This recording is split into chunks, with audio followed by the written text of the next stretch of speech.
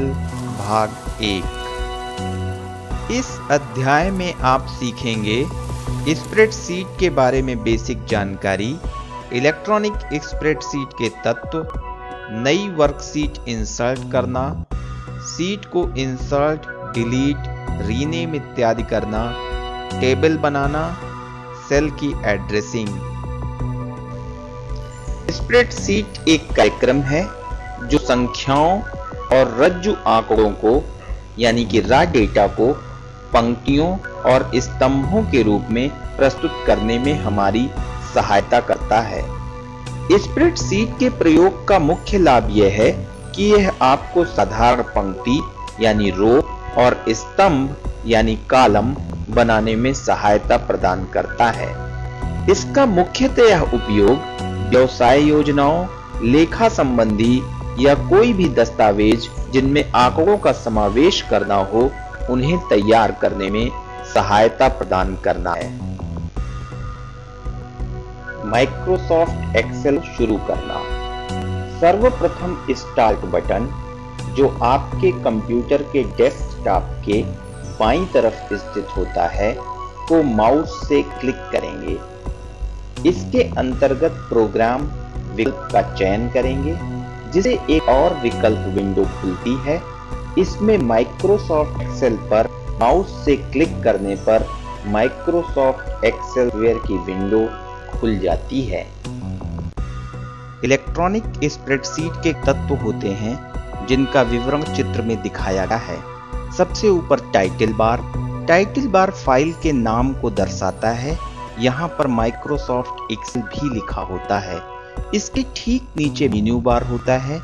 Microsoft Excel में कई menu दिए गए हैं जैसे फाइल, एडिट, व्यू, इंसर्ट इत्यादि जो संबंधित क्रियाओं को करने में सहायता प्रदान करते हैं। इसके अतिरिक्त फॉर्मेट टूल बार होता है। फॉर्मेटिंग टूल बार की सहायता से विभिन्न प्रकार की फॉर्मेटिंग की जा सकती है जैसे बोल्ड, इटैलिक, अंडरलाइन इत्यादि। इसके अलावा स्टैंडर्ड टूल बार होता है। इसको मेन्यू बार के ठीक नीचे दर्शाया गया है जिसकी सहायता से फाइल को खोलना, नई फाइल बनाना, कॉपी करना, पेस्ट करना, प्रिंट प्रीव्यू देखना अथवा दिए गए आंकड़े के आधार पर ग्राफ बनाना, इन सब कार्य को करने के लिए स्टैंडर्ड टूल बार में आइकॉन बने हुए होते हैं जिनको क्लिक करने पर संबंधित कार्य किया जाता है। इसके अलावा सीट सेलेक्टर होता है। कभी कभी हमें पूरे सीट को सेलेक्ट करने की आवश्यकता पड़ती है जैसे पूरे सीट का प्रिंट आउट लेना अथवा पूरे सीट को कॉपी करना, तो उसके लिए पूरी सीट को सेलेक्ट करने के लिए सीट सेलेक्टर का उपयोग किया जाता है जो सीट के सबसे बाईं तरफ स्थित होता है जैसा चित्र में दिखाया गया है। इसके अतिरिक्त फार्मूला बार होता है। माइक्रोसॉफ्ट एक्सेल में फार्मूले को भी दिखाने के लिए एक अलग से स्थान बनाया गया है जिसे हम फार्मूला बार कहते हैं। वर्कशीट एक मुख्य दस्तावेज है जिसकी सहायता से हम डेटा को विश्लेषित करते हैं। वर्कशीट में रो एवं कॉलम होते हैं। रो एवं कॉलम की सहायता से निर्मित बॉक्स को सेल कहते हैं। एक वर्कशीट में 65,536 पंक्ति या रो एवं 256 स्तंभ या कॉलम होते हैं। एक नई वर्कबुक बनाना। सर्वप्रथम फाइल मेन्यू का चयन करेंगे। फाइल मेन्यू के न्यू ऑप्शन को क्लिक करेंगे जिसकी सहायता से एक डायलॉग बॉक्स ओपन होगा। डायलॉग बॉक्स से जनरल टैब का चयन करेंगे। वर्कबुक का चयन कर ओके बटन माउस से दबाएंगे जिससे एक नई वर्कबुक बन जाएगी। इलेक्ट्रॉनिक स्प्रेडशीट के तत्व। सेल की सीमा। एक से ज्यादा सेल को चयनित करने के बाद वह पूरी चयनित एरिया सेल की सीमा या रेंज कहलाती है। फंक्शन। पहले से निर्धारित नियम जिसकी सहायता से किसी आंकड़े को आकलित किया जाता है उन्हें फंक्शन कहते हैं। टूल बार प्रायः शॉर्टकट बटन होती है। माइक्रोसॉफ्ट एक्सेल में प्रायः स्टैंडर्ड एवं फॉर्मेटिंग टूल बार अपने आप आते हैं। अगर और अधिक टूल बार अपने सीट पर लाना हो तो निम्न नियम का पालन करें। एक्सेल के व्यू मेनू को सेलेक्ट करेंगे, इसके बाद टूल बार ऑप्शन को चयनित करेंगे जिससे एक बॉक्स ओपन होगा। इस बॉक्स से जिस टूल बार का चयन करना हो उसे सेलेक्ट करेंगे तो वह टूल बार आपकी सीट पर इंसर्ट हो जाएगा। जब हम किसी वर्कबुक को सुरक्षित या सेव करना चाहते हैं तो सर्वप्रथम फाइल मेनू का चयन करते हैं। उसके अंदर सेव ऑप्शन पर माउस से क्लिक करेंगे, जिसके बाद एक डायलॉग बॉक्स खुलेगा जैसा चित्र में दिखाया गया है। वहां पर बुक का नाम देकर हम इस वर्कबुक को सेव ऑप्शन प्रेस करने पर सुरक्षित कर सकते हैं। वर्कबुक को बंद करना। यदि हम किसी वर्कबुक को बंद करना चाहते हैं तो फाइल मेनू में जाना होगा। फाइल मेनू ऑप्शन खोलने के लिए माउस के द्वारा फाइल मेनू पर क्लिक करके भी जा सकते हैं या कीबोर्ड से Alt+F की को प्रेस करें तो फाइल मेनू ओपन होगा। इसके बाद फाइल मेनू के क्लोज ऑल विकल्प को प्रेस करेंगे, जिसके बाद वर्कबुक बंद हो जाएगी। नई वर्कशीट खोलना। माइक्रोसॉफ्ट एक्सेल में पहले से ही 3 सीट बनी हुई रहती है। अगर आपको नई सीट पर कोई डेटा देना हो तो नई सीट बताए गए निर्देश के आधार पर इंसर्ट की जा सकती है। सर्वप्रथम मेन्यू बार से इंसर्ट मेनू को चयनित करेंगे। उसके पश्चात इंसर्ट मेन्यू के वर्कशीट ऑप्शन को चयनित करेंगे। अंत में एक नई वर्कशीट ओपन हो जाएगी। किसी भी आंकड़े को सीट पर रखा जा सकता है। यह नई सीट उसी वर्कबुक में आ जाएगी जिसमें अब तक की पहले की 3 सीट थी। इस तरह वर्कबुक में अब कुल मिलाकर 4 सीट हो जाएगी। किसी भी वर्कशीट को कई तरह से डिलीट किया जा सकता है, जैसे एडिट मेनू का चयन कर डिलीट सीट ऑप्शन का चयन करेंगे और उसे माउस से प्रेस करेंगे तो वर्कशीट डिलीट हो जाएगी। इसके अतिरिक्त सीट टैब को सेलेक्ट करते हुए माउस के राइट बटन को क्लिक करेंगे, जिससे एक बॉक्स ओपन होता है। उस बॉक्स से डिलीट ऑप्शन का चयन करेंगे तो बनी हुई सीट डिलीट हो जाएगी। सीट को इंसर्ट, डिलीट, रीनेम इत्यादि करना। सीट पर ऑपरेशन करने के लिए अगर हम सीट टैब से किसी भी सीट को सेलेक्ट कर माउस की राइट बटन को दबाएंगे, जिससे एक बॉक्स ओपन होता है जिसमें insert seat, delete seat, rename seat इत्यादि ऑप्शन दिए गए रहते हैं। इस तरह से किसी भी सीट पर इंसर्ट, डिलीट या रीनेम आदि ऑपरेशन किया जा सकता है। सेल में वैल्यू रखना।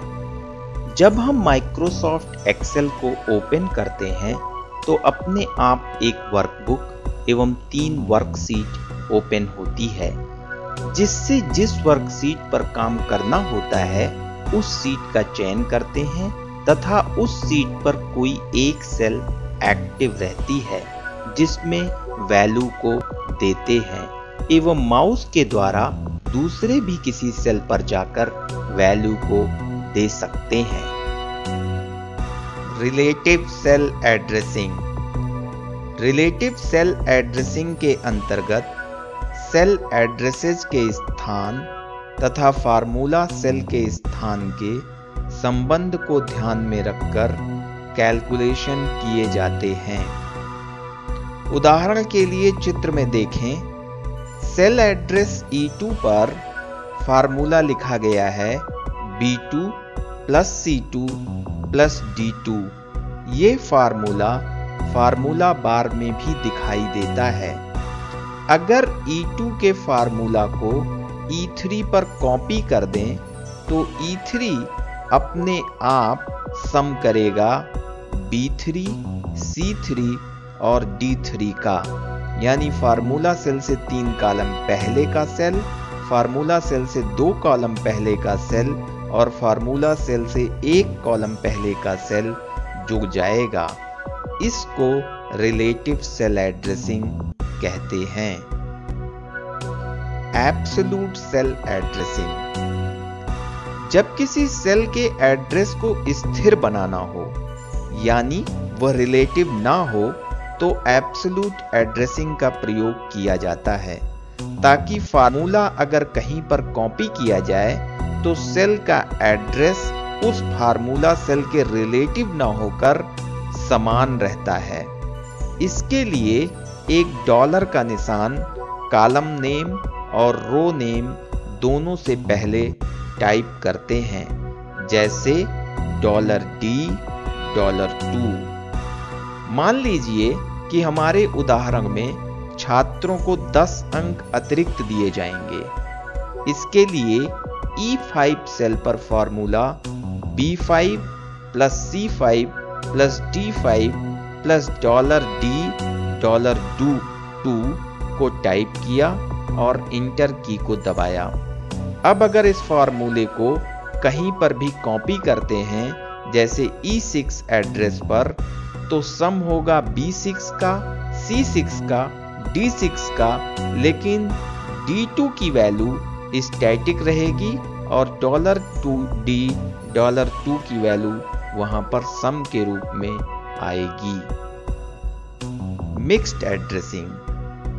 जब किसी सेल पर रिलेटिव एड्रेसिंग एवं एब्सोल्यूट एड्रेसिंग को मिलाकर फार्मूला को कॉपी किया जाता है तो उसे मिक्स एड्रेसिंग कहते हैं। जैसे A1 प्लस $A, $2। यहां पर A1 रिलेटिव एड्रेसिंग है और $A, $2 एब्सोल्यूट एड्रेसिंग है, लेकिन फार्मूला में दोनों का उपयोग किया गया है, इसलिए इसे मिक्स एड्रेसिंग कहते हैं। E5 सेल एड्रेस पर formula B5 plus C5 plus D5 plus $D, $2 रखा गया है, जैसा चित्र दिखाई पड़ रहा है। इसमें B5 plus C5 plus D5 relative addressing है और $D, $2 एब्सोल्यूट एड्रेसिंग है, और कुल मिलाकर यह मिक्स एड्रेसिंग है।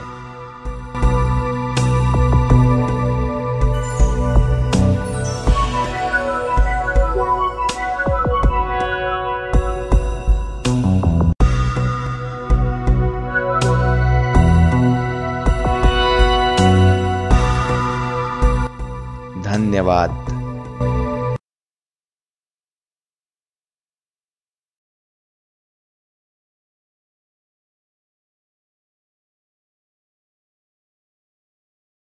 माइक्रोसॉफ्ट एक्सेल भाग 2। इस अध्याय में आप सीखेंगे अलाइनमेंट करना, फॉन्ट को सेट करना, सेल, पंक्ति एवं स्तंभ को इंसर्ट करना, सेल की चौड़ाई यानी कि विड्थ घटाना या बढ़ाना, टेबल को बढ़ते या घटते क्रम में रखना यानी कि सॉर्टिंग करना, एंट्री में बदलाव करना, किसी भी सेल पर माउस के राइट बटन को प्रेस करने पर फॉर्मेट सेल्स नामक एक विकल्प दिखाई देता है। इस विकल्प या ऑप्शन को सेलेक्ट करने पर एक दूसरा बॉक्स खुलता है जिसमें कई विकल्प रहते हैं, जैसे number, alignment, font, border, pattern तथा प्रोटेक्शन इत्यादि। अगली कुछ स्लाइड में हम सीखेंगे कि कैसे हम सेल की फॉर्मेटिंग कर सकते हैं। नंबर की सेटिंग। फॉर्मेट सेल के नंबर विकल्प यानी नंबर ऑप्शन को चयनित करने पर नंबर के लिए कई प्रारूप दिए गए हैं, जैसा कि आप चित्र में देख सकते हैं, और साथ में उसका नमूना भी दिया गया है। जो ये बताता है कि सीट पर कोई भी नंबर कैसे दिखाई देगा। यदि आपने डेसिमल प्लेसेस 2 सेलेक्ट किया है, जैसे फिगर में सेलेक्ट किया गया है, तो कोई भी नंबर दशमलव के 2 मान तक सेल में दिखाई देगा। अलाइनमेंट। फॉर्मेट सेल्स के अलाइनमेंट टैब के चयनित करने पर किसी सेल का अलाइनमेंट सही किया जाता है। हम किसी टेक्स्ट को क्षैतिज यानी हॉरिजॉन्टल, ऊर्ध्वाधर यानी वर्टिकल अथवा किसी भी टेक्स्ट को किसी एंगल पर रखना चाहें, जैसे 90 डिग्री के कोण पर या 45 डिग्री के कोण पर, अथवा टेक्स्ट को रैप करना चाहें, तो ये सारे ऑप्शन फॉर्मेट सेल्स के अलाइनमेंट टैब पर दिए गए हैं। इन ऑप्शन को आप चित्र में देख रहे हैं। रैप टेक्स्ट का मतलब होता है कि सेल के अंदर जो डेटा दिया गया है वो सेल की विड्थ में फिट हो जाएगा और सेल की हाइट ऑटोमेटिकली बढ़ जाती है। जब किसी सेल के लिए फॉन्ट की सेटिंग करनी हो तो फॉन्ट टैब का चयन करेंगे। फॉर्मेट सेल के फॉन्ट ऑप्शन को चयनित किया जाए तो इस बॉक्स के अंदर 3 ऑप्शन दिखाई देते हैं, फॉन्ट, फॉन्ट स्टाइल और साइज। इन तीनों में किसी का भी परिवर्तन करने पर चयनित सेल यानी कि रो कॉलम पर प्रभाव दिखाई देगा।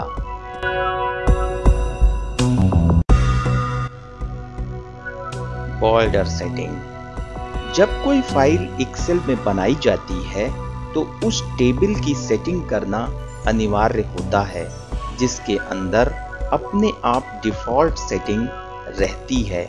अगर कोई सेटिंग नहीं करते हैं तो डिफॉल्ट सेटिंग आपके टेबल पर अप्लाई होगी, लेकिन अगर आपको कोई नई सेटिंग अपने टेबल पर अप्लाई करनी हो तो बॉर्डर सेटिंग के कई प्रारूप एवं लाइन के अनेकों प्रकार दिए गए हैं। उनको सेलेक्ट करने पर हमारी टेबल उस बॉर्डर सेटिंग के आधार पर परिवर्तित हो जाती है। जब किसी सेल में कलर फिल करना होता है तो उस समय फॉर्मेट सेल्स में पैटर्न से कलर को चूज करते हैं। इस टैब में 2 ऑप्शन होते हैं, कलर और पैटर्न। पैटर्न की सहायता से हम विभिन्न पैटर्न में से किसी पैटर्न को चयनित कर किसी कलर को चूज करते हैं, जिससे उस पूरे सेल अथवा एक से ज्यादा सेल के संबंधित सेल एवं पैटर्न दिखाई देने लगते हैं। फाइल में सुधार करना। बनी हुई फाइल में संशोधन करने के लिए उस सेल को सेलेक्ट करते हैं जिसमें पहले से डेटा रखा गया है। सेल का सिलेक्शन माउस अथवा कीबोर्ड की सहायता से किया जा सकता है। अगर सेल में कोई फार्मूला अथवा फंक्शन दिया गया है तो फार्मूला बार पर माउस बटन को क्लिक करते हैं और संबंधित डेटा को संशोधित करते हैं।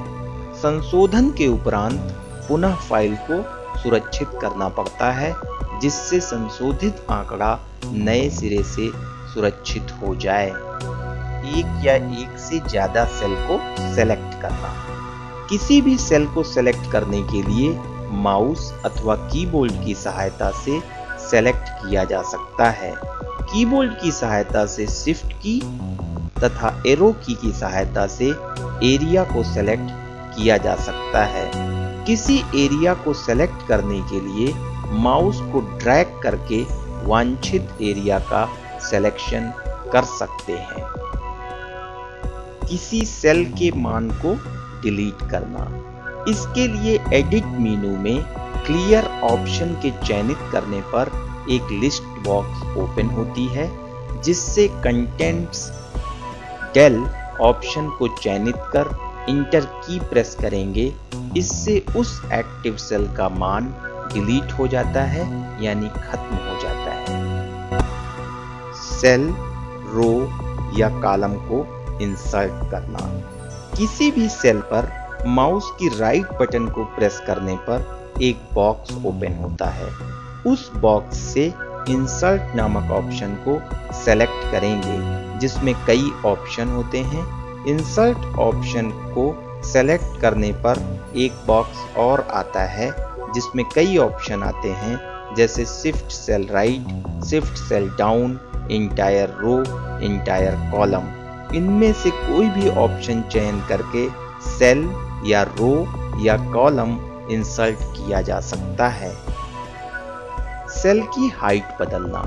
कभी कभी सेल में जो वैल्यू हम देना चाहते हैं उसके आधार पर सेल की हाइट कम होती है, जिससे हमको सेल की हाइट बढ़ाने की जरूरत होती है। जैसे किसी कैरेक्टर की साइज एवं स्टाइल लार्ज फॉर्म में दिखाना है तो उस समय सेल की हाइट बढ़ाने की आवश्यकता पड़ती है। इसके लिए सर्वप्रथम फॉर्मेट मेनू का चयन करें। अब फॉर्मेट मेनू के रो विकल्प का चयन करेंगे, जिससे एक बॉक्स खुलता है।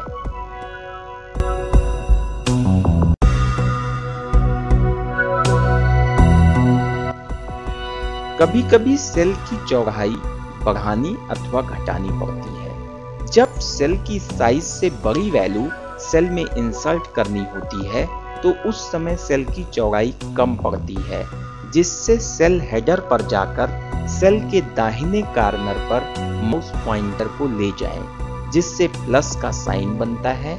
उस बने हुए प्लस के साइन को ड्रैग कर सकते हैं। अगर प्लस साइन को दाहिनी तरफ ड्रैग करते हैं तो किसी भी सेल की चौड़ाई बढ़ती है, और यदि बाएं तरफ ड्रैग करते हैं तो सेल की चौड़ाई घटती है। इसके अतिरिक्त सर्वप्रथम फॉर्मेट मेनू को चयन करें और उसके अंदर कॉलम ऑप्शन का चयन करेंगे, जिससे एक ऑप्शन बॉक्स ओपन होता है।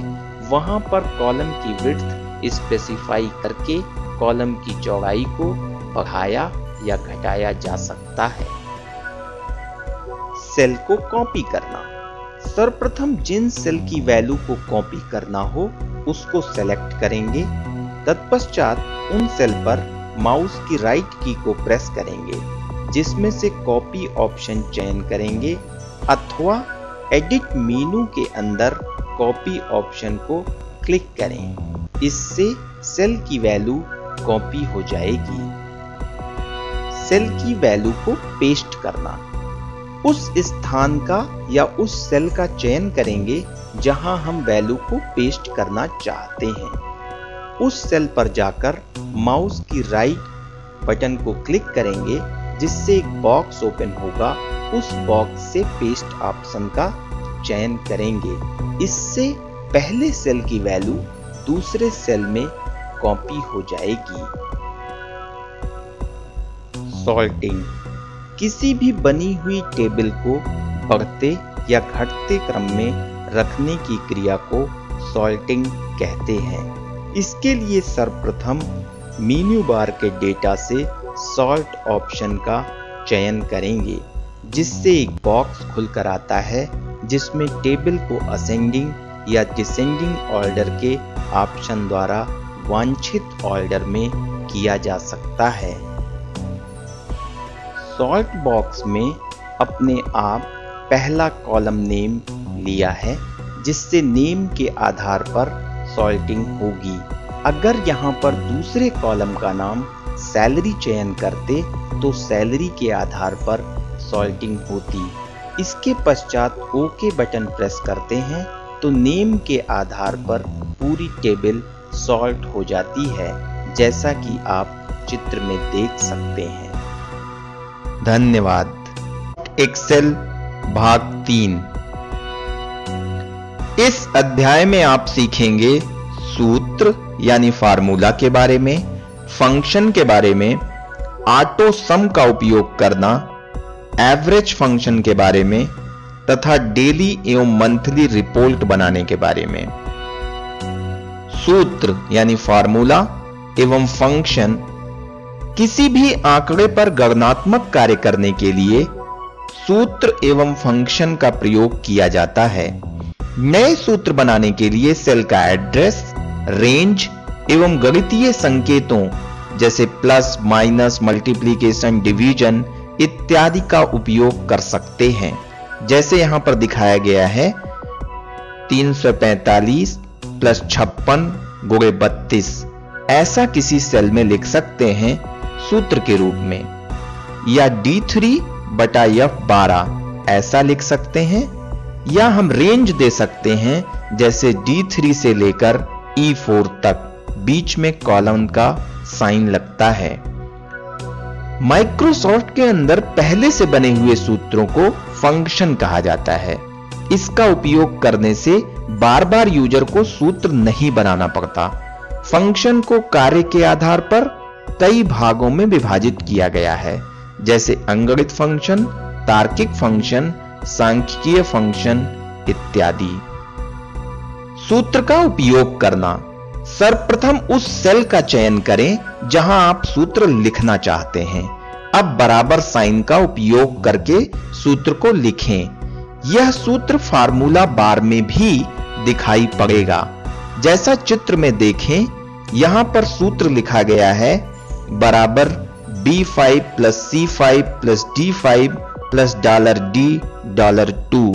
यह सूत्र E5 सेल में लिखा गया है। किसी भी सूत्र के लिए सेल की वैल्यू के एड्रेस की आवश्यकता पड़ती है। एड्रेस आप रिलेटिव भी ले सकते हैं, एब्सोल्यूट भी ले सकते हैं एवं मिक्स टाइप का भी ले सकते हैं। ऑटो सम का उपयोग करना। जिन पंक्तियों एवं स्तंभों यानी रोज एवं कॉलम्स के वैल्यू को यानी मान को जोड़ना हो, उस पूरी रेंज को सेलेक्ट कर लें। इसके बाद स्टैंडर्ड टूल बार पर जाकर ऑटो सम साइन को सेलेक्ट करें।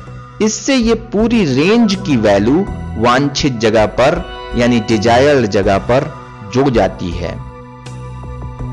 सूत्र को सुधारना अथवा मिटाना। किसी फार्मूला को सुधारा भी जा सकता है और मिटाया भी जा सकता है। जैसे पहले चित्र में सूत्र दिया गया था B1 गुणे 5 प्लस 10। अगर इस सूत्र को हमें बदलना है तो सबसे पहले इस सेल को सेलेक्ट करें। अब फार्मूला बार में जाकर कीबोर्ड एवं माउस की सहायता से सूत्र को सुधार सकते हैं। जैसा चित्र 2 में हम देख रहे हैं कि दिए गए सूत्र को हमने बदल दिया B1 गुणे 10 प्लस 10। अगर किसी सूत्र को डिलीट करना है तो उस सेल को सेलेक्ट करें एवं डिलीट की को प्रेस करें तो वो सूत्र डिलीट हो जाएगा। सम फंक्शन।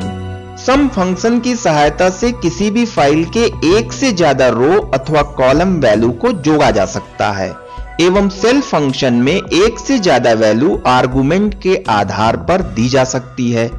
जब इस वैल्यू को आर्गुमेंट के रूप में सेल फंक्शन में देते हैं तो यह उनका सम करके हमें दे देती है। जैसे यहां पर देखें सम 10, 20, 30।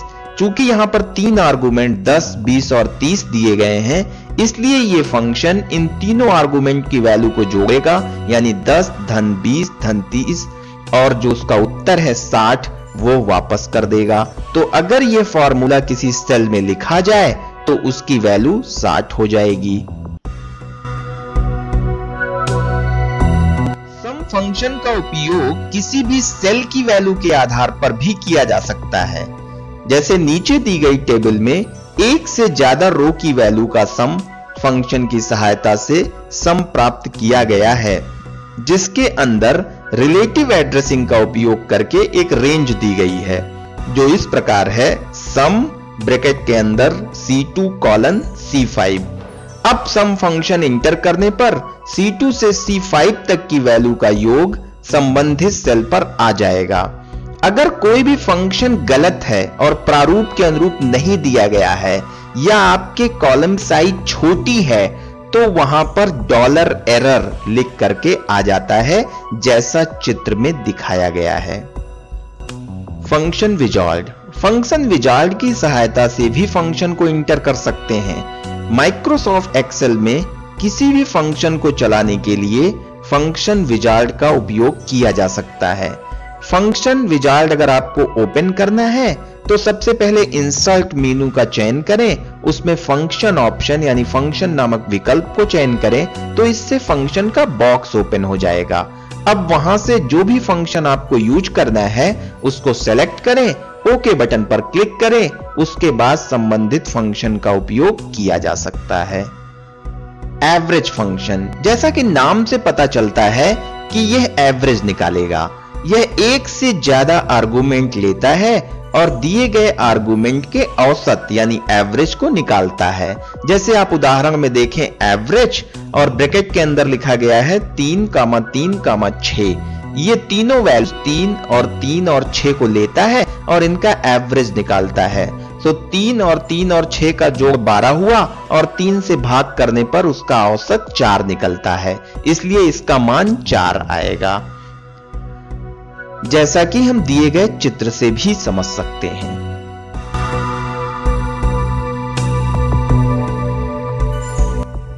एवरेज फंक्शन का प्रयोग करना, चित्र में बनी हुई टेबल की वैल्यू के आधार पर एक से ज्यादा रो के मान का एवरेज निकाला गया है। फार्मूला दिया गया है एवरेज C3 कॉलम C5, यानी C3, C4, C5 कॉलम में जो भी वैल्यू है उनका ये एवरेज निकाल देगा और हम देख रहे हैं कि उनका एवरेज आपको चित्र में दिखाया गया है।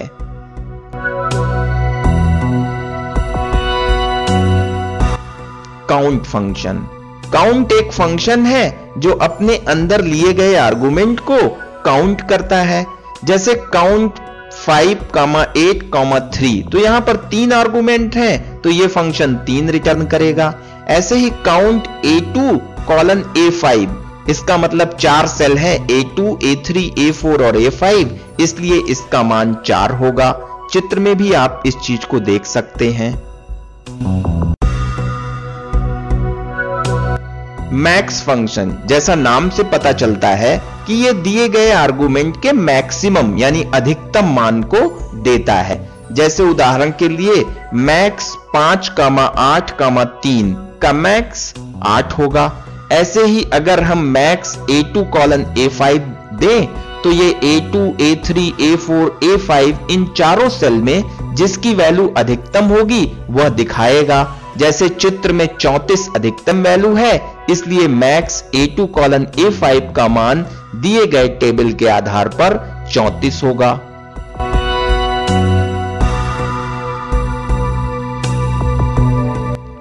बीजक यानी इनवॉइस बनाना, बीजक यानी इनवॉइस एक प्रकार का मांग पत्र है जिसके द्वारा कोई भी कंपनी किसी दूसरी कंपनी अथवा वेंडर से कुछ आइटम्स के डिटेल को मंगवाता है।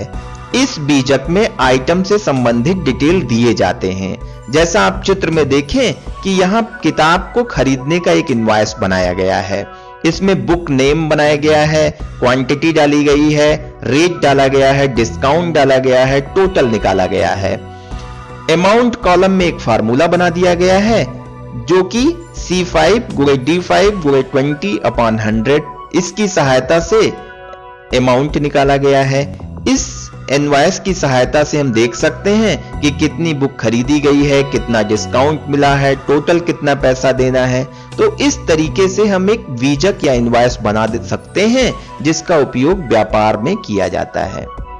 डेली एवं मंथली रिपोर्ट, इस फाइल में डेली एवं मंथली यानी रोज की और महीने के लेन देन को दर्शाया गया है। इसमें एक बुक स्टोर का विवरण दिया गया है जिसमें बुक, मैगजीन, कॉपी, पेन इत्यादि के लेन देन को दर्शाया गया है। रोज कितना सामान बिका, कितने पैसे का बिका, ये सारी डिटेल इसमें दी गई है। पूरे महीने के विवरण को प्रतिदिन के विवरण के आधार पर निकाला गया है। इस तरीके से हम डेली एवं मंथली रिपोर्ट एक्सेल में बना सकते हैं।